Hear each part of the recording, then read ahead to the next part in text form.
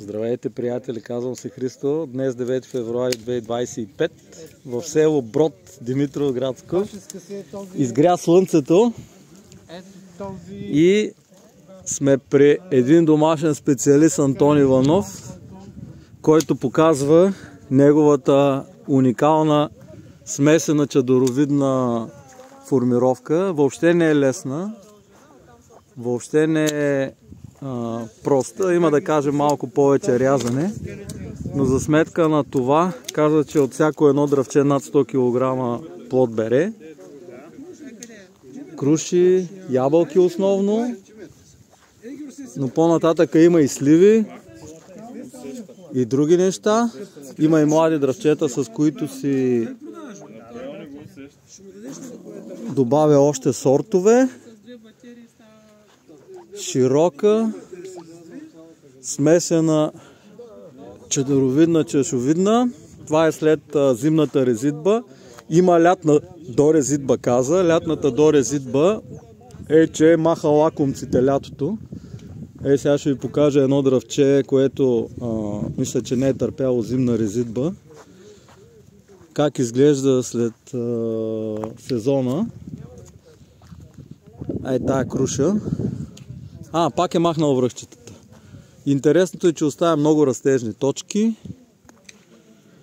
но с лятно поливане, има и торене. Дърветата са му в много добра кондиция, въпреки привидно душманското рязане.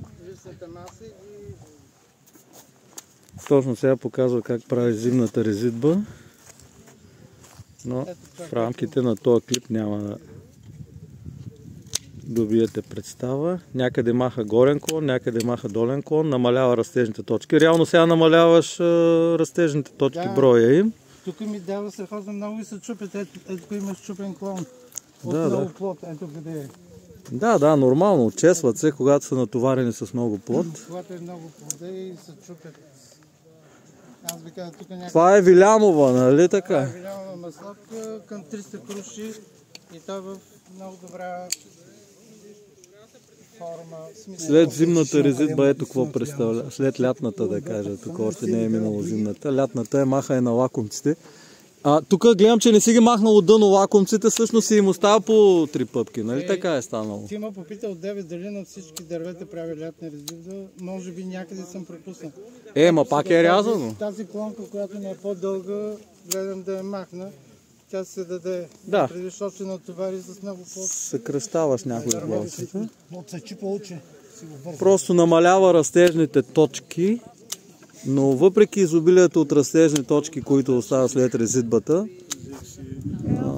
дърветата се представят много добре и като плододаване. Ето тук е след резидбата.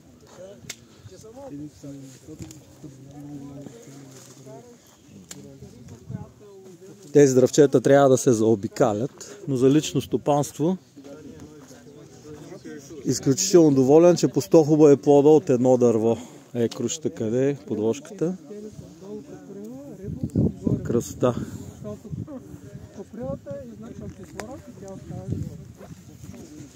И днешния уж мразовит февруарски 9 февруари ден. Обмена на терен продължава. Желаем на всички съзидателен успех.